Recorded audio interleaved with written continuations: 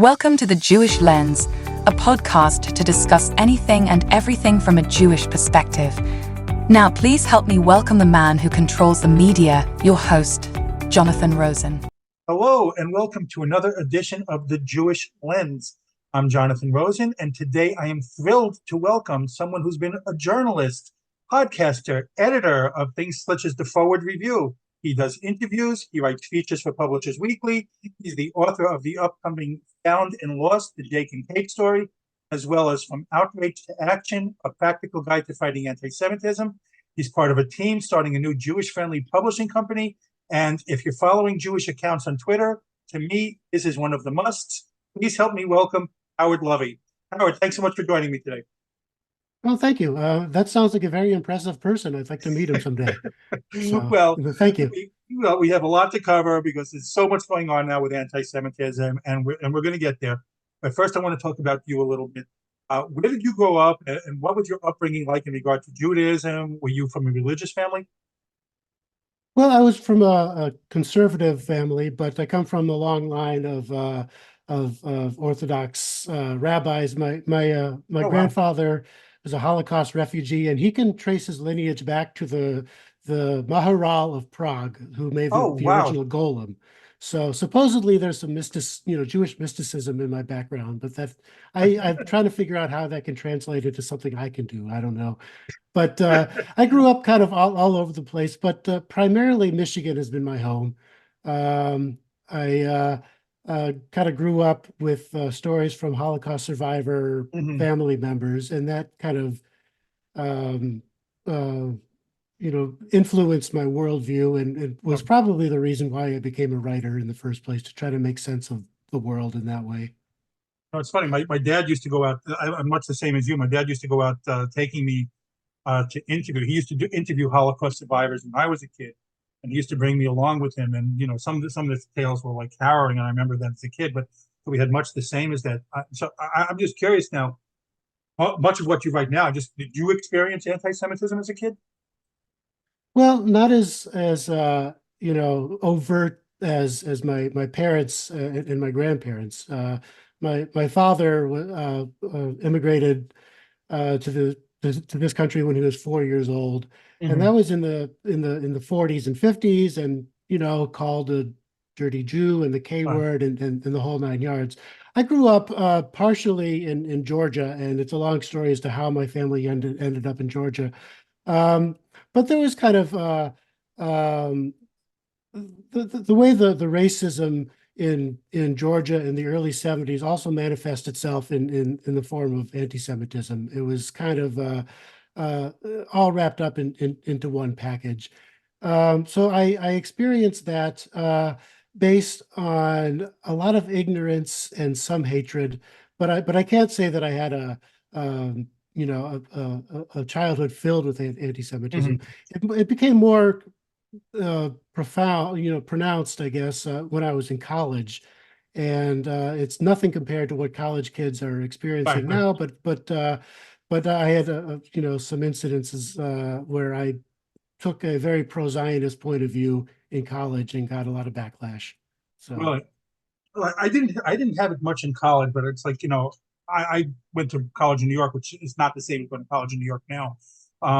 So just curious, I'm just, aside thing for a second, when did you first start showing a talent for writing or an interest in it? Well, I'm kind of like the black sheep in my family. Most of my family are doctors and engineers, and for some reason, I just decided that I wanted to observe what other people were doing. And that's sort of my way. I grew up kind of moving around a lot. So I was always kind of on the outside looking in. And so I made a lot of observations, and that manifests itself later into writing and observing and becoming a journalist. And that's sort of how that morphed. Yeah. Let's talk about a little bit of, it's not a little bit of October 7th. So I say this without hyperbole. October 7th changed me in a way that I'll never be the same again. I've experienced anti-Semitism. I've seen Jew hate before, been in fights because of it. But this broke something inside me. And so what was your first reaction when you heard what happened? And I don't mean the, ensuing aftermath and rising Jew hate all over. Just that day, what was your reaction to it, like a kind of a visceral level as a Jew? Well, it was a strange day for me. It started out really well. It was my 58th birthday. October 7 is my Oh, wow. birthday, so, I have very mixed feelings about how that date Oh, has taken on a whole new meaning. But anyway, that's just me. But I had just gotten into better shape. I ran a half marathon that morning, and oh, before I woke up that morning, I heard the news. Um, just learned how horrific it was, and then I went through a news blackout as I ran this half marathon. But I became obsessed with it while I was running. So when the run was complete, I turned the news back on, and just like you, everything changed. I knew something like this could happen and probably would, but to this extent, and as the news, got worse and worse, it became, I think for a lot of people, including me, life-changing. But the life-changing part of it didn't come until really the next few days when world reaction actually mhm, called for more dead Jews. And that's when this is something that I've been predicting for a while. A lot of other writers have been predicting for a yeah. while, but it happened so fast. And that's what really took me and a lot of other people by surprise, how quickly this came. This morphed from a horrible tragedy into something even more sinister. Well, I'm glad you said that, because that's I did want to ask about that, because it was almost immediate. It was just so swiftly that to me it couldn't be anything but organized. And Mhm. this was well before Israel responded, and but like right away, people started making excuses for it, or denying the worst of the atrocities. So you said, so you were shocked. You said you predicted it, but even, even though you predicted it, were you shocked at all as the level of how swiftly the attacks came against Jews? I was surprised at the speed. Yeah, Like you say, I didn't really think about it till later how this must have been all coordinated, right, including the reaction. But yeah, the level and the speed and how people were pouring into the streets, not in solidarity with the worst with Jews right. with for the worst massacres since the Holocaust, but actually calling for more of them. And it's one thing to hear these stories from my grandparents and great Mhm. uncles and other people who lived through this, but it's another thing to actually see it in real time. Not only that, but like you say, the denials too. It's like Holocaust denial in real time. Show me the proof. Show me the proof. Show Right. me the proof. And the people who perpetuated it were filming themselves. There's the proof, but it doesn't matter. Anyway. The amount of vitriol that was spewed. I always said that, you know, I've seen Jew hate. Like I said, I've been in fights and everything like that. But I was always happy that my kids didn't. I mean, I always felt like my kids were shielded a little bit from that, and that's gone now. That's shattered. That I was happy that they never had to experience that thing. That whole thing is shattered now, and I think that's the thing for a lot of Jewish families, that the shock, that the eruption of it, that just Mhm. exploded all over from people that you think are your neighbors, think are your friends all over. Oh yeah, yeah. And, it's the silence also, which Yeah, also kind of hurts because you know nobody wants to really wade into it. Nobody wants to get into it. If and but partially, I think a lot of Jews want to talk about it, even if you don't agree with your Jewish friends or neighbors. Say, hey, how you doing? yeah. Are you I was holding up gonna bring that okay? up later too about You that. know? Yeah, I have things Yeah. to say about that too. But let's talk about the schools itself, because we'll get to the college campuses in a moment, because Hmm. it starts much younger than that. There's all sorts of indoctrination going on. We've seen so many reports about things happening in schools with kids as young as kindergarten. You see it all. If you look on Twitter, you can see it all the time. Like, there's an assignment about Palestine, or an assignment how Israel is evil, for like little first grade kids. You had a blog post on the subject. So how is it happening? Why aren't we doing anything about it? And what can we do about Yeah. Well, it's part of this process that's been going on for, at least a decade, probably 2 decades, of lumping Jews in with white supremacists, Right. and particularly Zionism uh, being the equivalent of a white colonial, apartheid, whatever slogan you want to use. But that's being indoctrinated right now. That the world is divided into the colonized and colonizer, and they're um, um, uh, I guess applying that to a complex system in the Middle East, a situation in the Middle East that where it just doesn't apply. Um, and so when you have ethnic studies and DEI programs that in schools that assume that there is this a powerful Jewish lobby that's white supremacist, and and Zionism is a part of that. Everything becomes really, really twisted. It's difficult for me to say this because I don't want to sound like I'm speaking like a Trumper. Like the majority of American Jews. I'm progressive. I'm liberal.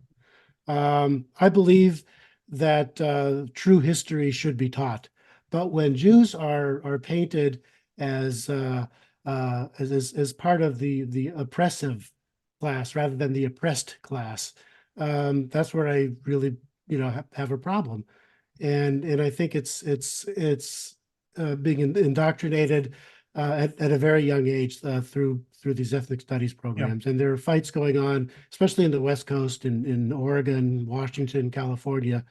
That's going to sort of be a model for the rest of the country. Look, you just said, look, I mean, I think probably, and like most Jews, you and I probably had the same type of upbringing and I guess belief system. I can't say I'm of that belief system anymore for the most part right now. I think a lot of things have changed for Mhm. me. And but you mentioned the DEI and all these type programs are so anti-Jewish, and that's one of the things. And it's always, and I was going to bring that up later too, but it's always like, hey, we want to be inclusive of not you though, and that's how Right. it is with anything Jewish in all these institutions.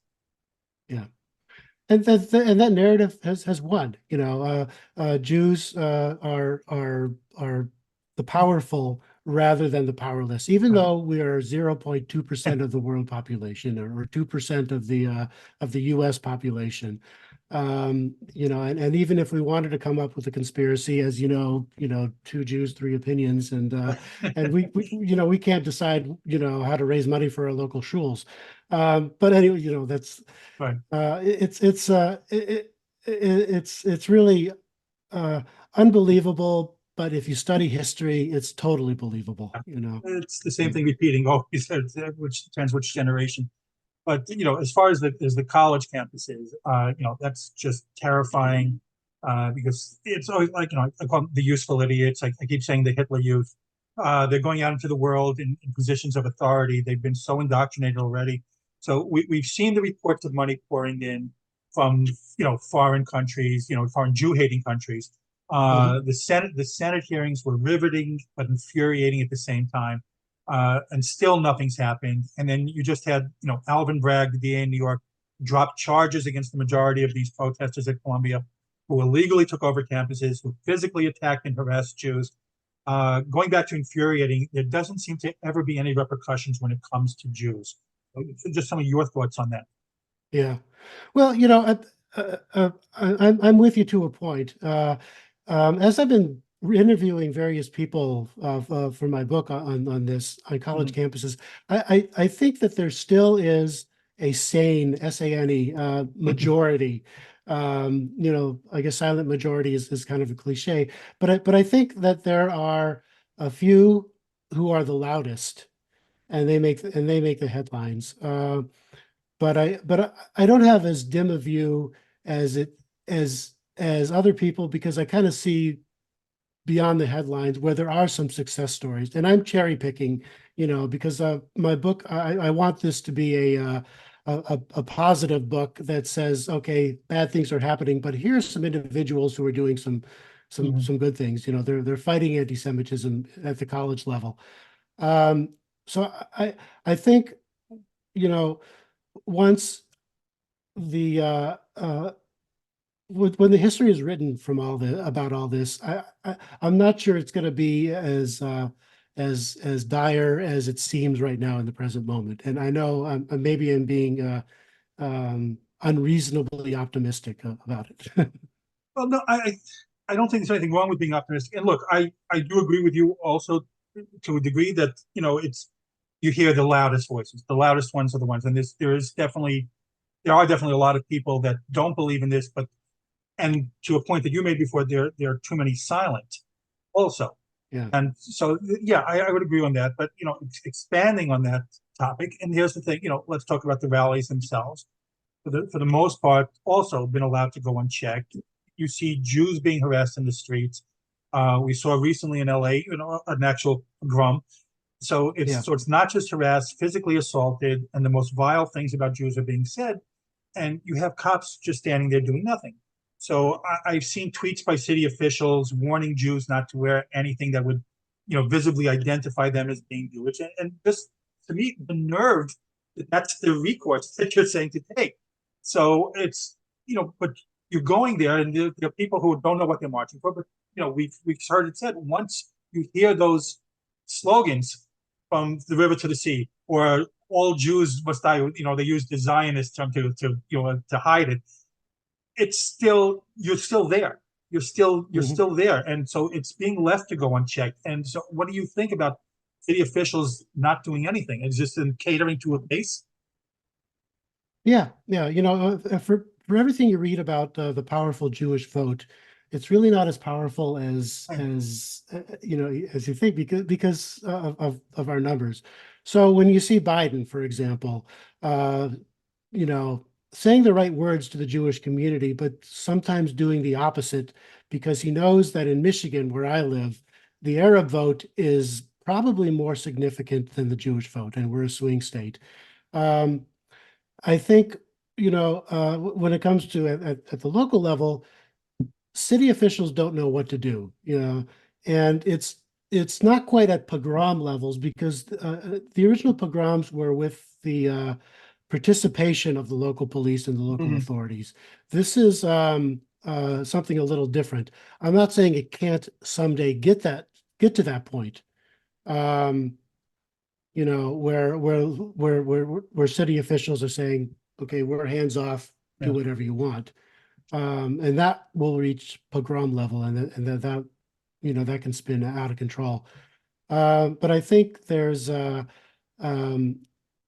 an opportunity for the local Jewish communities to really educate local authorities on what's happening. But right now it's just words, and that's the frustration. And it's not police are not participating, but they're not stopping either anyone, and that is a huge issue. And if an official says, hey, you need to get in there and stop it, the police would do that. And right now, there's nothing coming from officials. Right.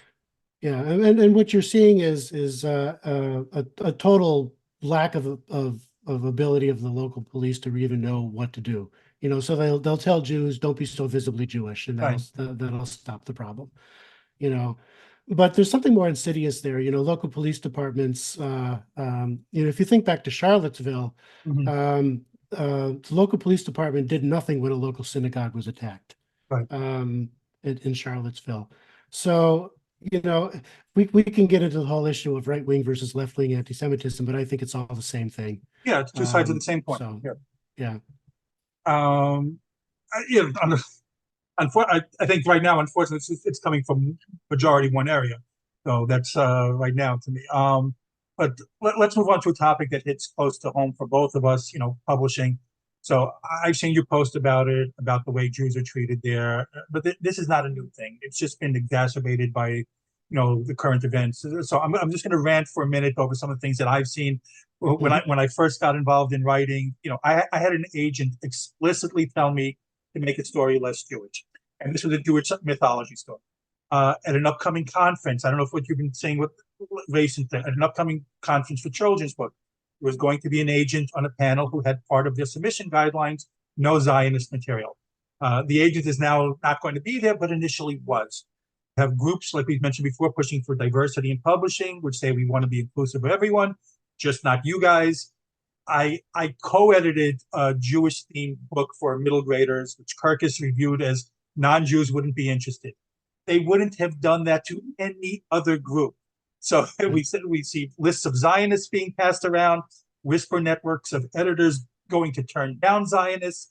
So before we get to your book and your new endeavor, which we're going to cover, where do you feel Jews stand in publishing right now? Oh, I think it's things are horrible, unless you're the right kind of Jew, unless you're, I wrote specifically about Naomi Klein, who speaks the right words, talking about Israeli colonial apartheid, genocide, whatever. So they'll amplify Jews if they're anti-Zionist Jews. That way, you see, some of my best friends are anti-Zionist Jews, We're the but good the Jews. majority of but the majority of us are not. The majority of us support Israel, whether we agree or disagree with policies. We are not. Right. The majority of us are Zionist Jews, but it doesn't even matter now. The way things are is it doesn't matter if you write about Israel or the Mideast or even write about Jewish issues at all. If you're a Jewish author, nobody wants to hear from you. And it's not necessarily because agents and publishers and editors are anti-Semitic, but there's a perception that the public doesn't want to hear from them, and so doors are being slammed shut, phone calls not returned. But it's not just subtle things like that. It's events are being canceled because of threats of violence. At a literary conference a few months ago, there was actual bullying of Jewish publishers and Jewish authors. Things are very bad right now, and a lot of Jewish authors are afraid for their careers, and they're also afraid to say something about it in public too. So a lot of the stories I've been collecting are anonymous. They're worried about their careers. They're worried about alienating their agents or their publishers. Right. Yeah. So. Well, I agree with, and that's part of the thing that I'm talking about. I was going to say this later, but to me right now, I've been happy to see a lot of Jewish people speaking out, but not enough. And that's one of the things. It's not enough, and it's on my mind. Like if what are you waiting for? You're not going to speak out during this time. What else is there? What could possibly go to make you, if not now? That's one of the things that gets to me. Well, I understand. I'm 58 years old, and I've already burned so many bridges in my career. It doesn't even matter to me Right. if I anger a few people. But younger people in their 20s who really want to make a dent early in their career, who want to make it as a writer through it's a rough business anyway. And add this to it, they're afraid of alienating people who they might need later in their career. Understood. Yeah. Well, speaking of books, then, so tell me about your book. From Outrage to Action: A Practical Guide to Fighting Antisemitism. Well, after October 7, I went through all the stages of grief about what's happening, and then I thought, well, okay, what can I do? And the only thing I know how to do reasonably well is write. So I decided that. Number one, I wanted to write this book about what other people are doing because I want people to have some kind of hope. Things are bad at the college level. Things are bad in politics. Things are bad in all walks of life. But here are a few people who are doing something. So I wanted it to be positive. I also didn't want somebody else to be handling this. So that's why I decided it needed to be self-published and community supported. So I started. So no one would edit you, basically. Yeah. Well, no. Every editor needs an editor. Yes. But I'm experienced enough to know that to know what I want. And so, you know, I mean, it's not that I'm not open to a mainstream publisher, but a lot of conditions would have to be met for that. But I wanted this to be sort of from the ground up, you know, and I have all these social media followers, so I thought, what if I turned them into supporters? So I launched a Kickstarter that did pretty well, uh, which got me off the ground. And so I'm writing it, you know, uh, uh, on the side while I'm also making a living as a book editor. And I'm hoping, you know, it's coming together. It should come together and be released by the fall or the winter. And um, it's not going to be a history of anti-Semitism. It's not going to be reasons behind anti-Semitism. A lot of Mhm. smarter people are writing those books. It's going to be more of here's what you can do. Here's what other people can do. Here's how you can not feel so powerless in the face of all this news, and depending on what your talents are. So. I definitely look forward to that. I want to talk about your new endeavor, like we said at the beginning. You're involved in starting, I guess a Jew-friendly, Zionist-friendly publishing house. So tell me about that, how the idea came about, and what you're going to, I guess, look for for material to publish. Well, a lot of this is still being talked about. It's literally, just been hatched. And Mm. in fact, this week I'm incorporating us as an LLC. Oh, I'm with a couple of partners, Alyssa Wald and Sarah Einstein. Alyssa is a very energetic visionary who has a lot of contacts in the Jewish publishing world, who put together initially just a Facebook group. But if you look at it, it's a who's who of Jewish Zionist writers and editors and agents, and also lawyers and accountants, and God knows we need those too. right. So she's the visionary, and Sarah Einstein is kind of the realistic a business person. I'm more of the workhorse. I'm going to get to work and start editing, put Right. my head down and start editing things. But uh, initially, we are getting so many people saying, "What can I do? I want to Right. do something." You know, here's my talent. If you need a marketing person, you need a social media person, you need a lawyer, you need a writer. Here's what I can do. So we're hatching plans to enable a lot of Jews who want to do something to be a part of this. Because the big deal is the reason is that there's a sense of Yeah. powerlessness now among Jewish authors because we are being blacklisted. So people want to be able to do something. I don't think there's any doubt about that. Yeah, I see it all the time. And like I said, I speak to many other Jewish authors. Like I said, we have our own whisper network about what's going on in the industry. And this has been for some years, even before October 7th. By the way, you could put me down for anyone that if you need help with anything, I'm always willing to. But Absolutely. All right. yes, but all right, so let me go back to October 7th in the aftermath. Following that, in the, I guess, the ensuing, neo-Nazi rallies, did any of your non-Jewish friends reach out to you? Well, you're assuming I have friends, but no, I think I think what it's mostly been silence, you know, Mhm. and actually wrote an op-ed for my local newspaper talking about that, you know, urging people not non-Jewish people to just check in on their Jewish neighbors. Right. And I have friends and colleagues and who I think are worried about, um, especially who are worried about saying anything because they don't want to be seen as, uh, you know, as right wing. Right.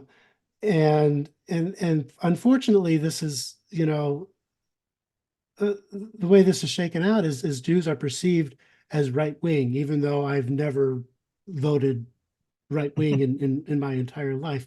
But it's sort of like, they don't want to get into it. Am I gonna holler and gesture and lecture about Zionism? I think I don't know. I don't know what the reason behind the silence is, but the silence really is deafening. It should.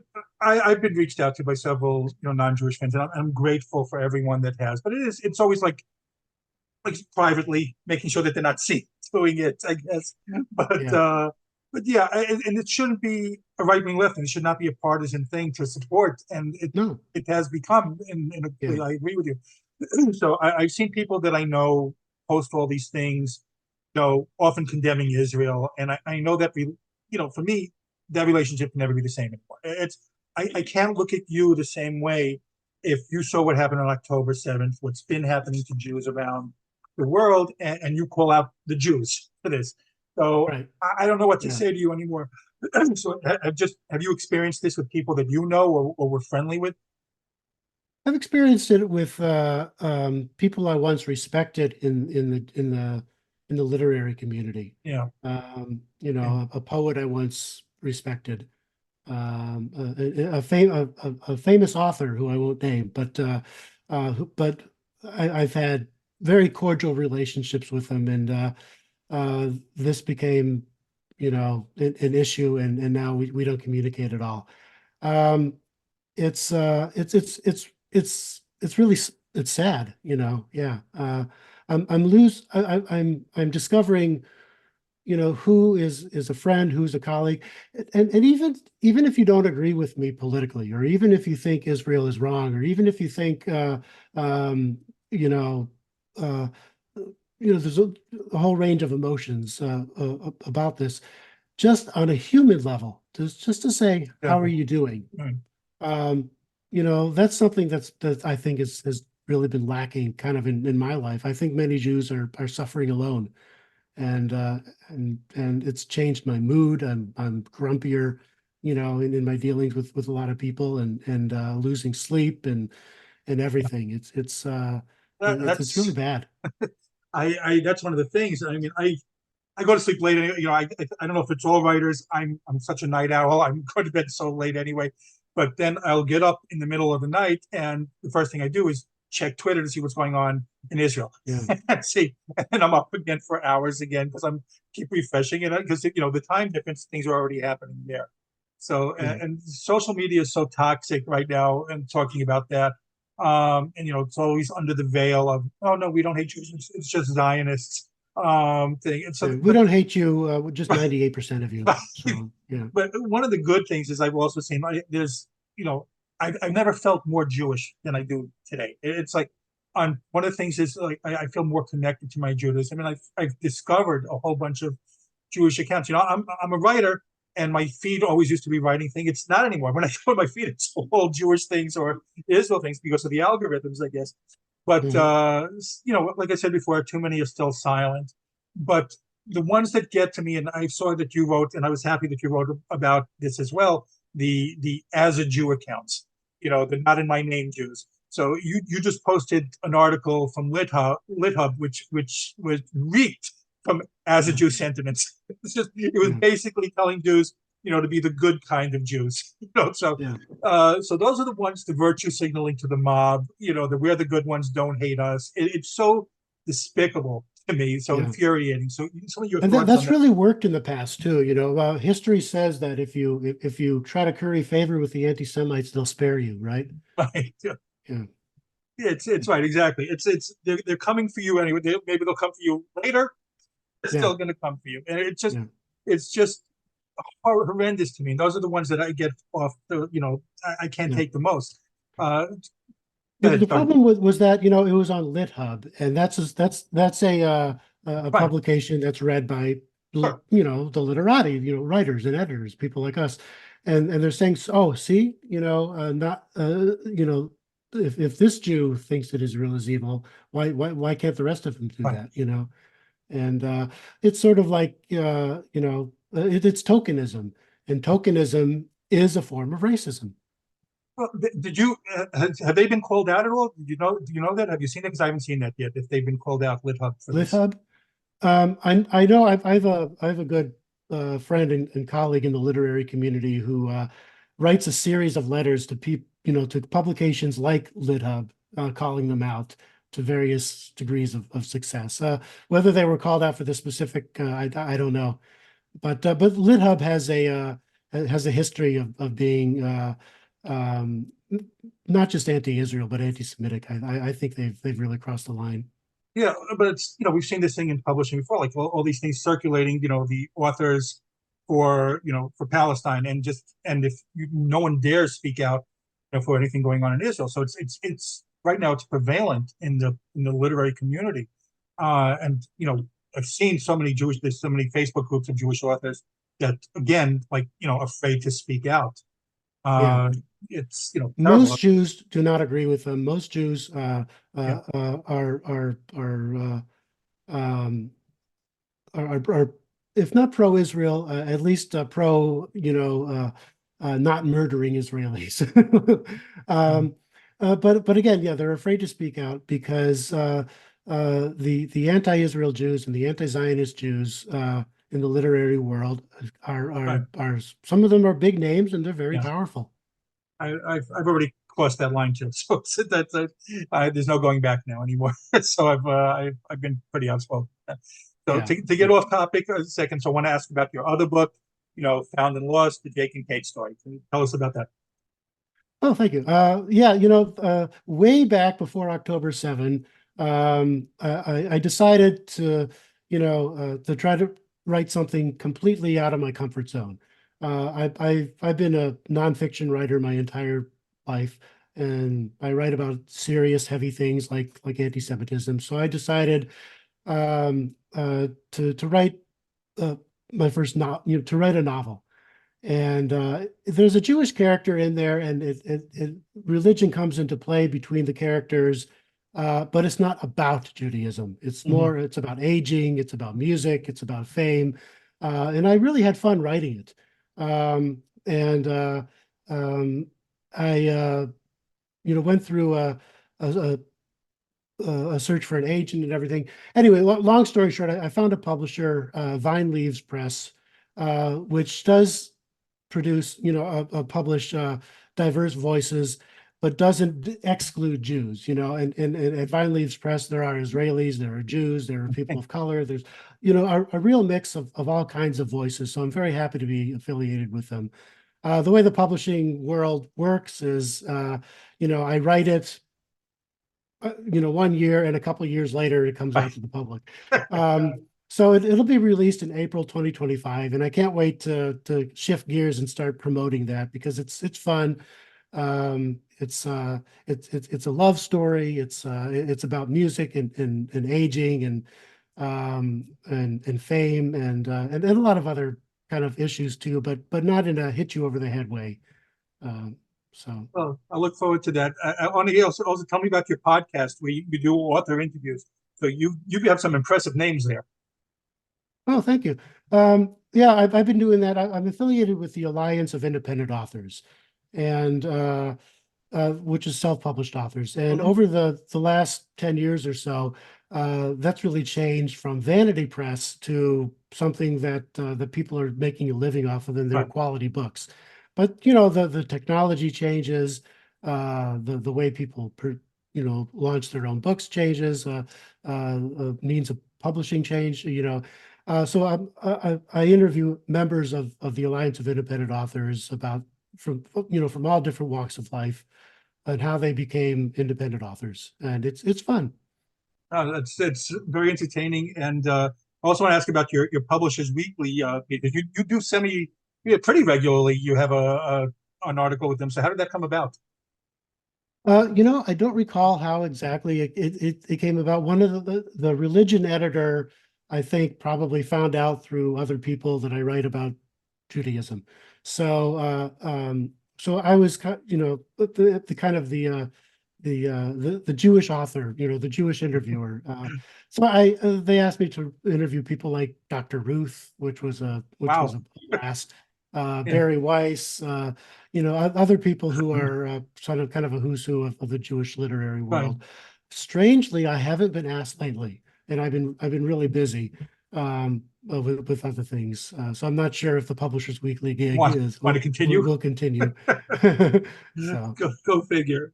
Well, until your book about fighting anti-Semitism comes out, what advice would you give people in the meantime to fight anti-Semitism? Well, what are you good at? Figure out what you're good at and how you can contribute. Well, the advice I'm giving to writers is the advice that they give me. It doesn't matter if nobody reads it right now. Just write. because write about how you're feeling, write about